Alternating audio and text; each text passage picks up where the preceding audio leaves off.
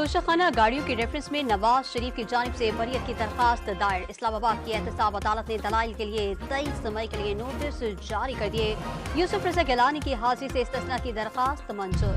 وزیر اعظم شہباز شریف کی زیر صدارت وفاقی کابینہ کا اہم اجلاس آج ہوگا۔ ارکان گندم اسکینڈل کی تحقیقات پر پیش رفت کا جائزہ لیں گے۔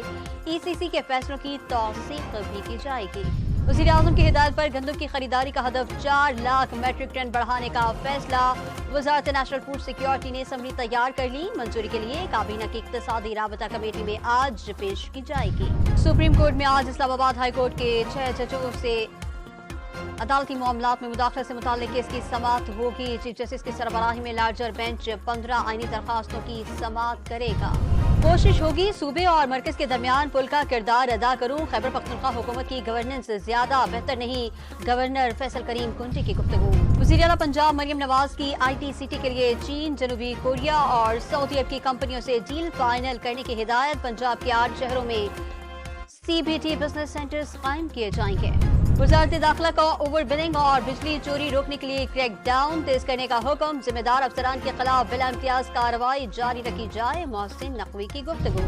رحیم یار خان کے علاقے قادر پور کے قریب ڈاکوں کا ڈیرے پر دھاوا، مزاحمت پر زمیندار اور چوکیدار قتل۔ پولیس کی جوابی کارروائی میں 1 ڈاکو مارا گیا، 3 زخمی حالت میں گرفتار۔ کراچی کے علاقے عزیز آباد میں مکان سے متعدد چوری کی موٹر سائیکلیں برآمد۔ پولیس نے رکشے کا سامان اور موٹر سائیکلوں کے اسپیئر پارٹس بھی تحویل میں لے لیے۔ کراچی میں میٹرک کے امتحانات کا آغاز، پہلا پرچہ ہی آؤٹ ہو گیا۔ کمپیوٹر اسٹڈیز کا پیپر واٹس ایپ گروپ کی زینت بن گیا۔ بورڈ حکام نے تحقیقات شروع کر دی۔ فلسطینیوں کے لیے جنگ بندی کی خوشی عارضی ثابت ہوئی۔ حماس کی جانب سے غزہ جنگ بندی تجاویز کی منظوری کے بعد اسرائیل نے رفح پر حملہ کر دیا، 12 فلسطینی شہید۔ اور پاکستان اسٹاک ایکسچینج میں تیزی کا رجحان، 250 پوائنٹس کے اضافے سے 100 انڈیکس 73,000 پوائنٹس کی سطح عبور کر گیا۔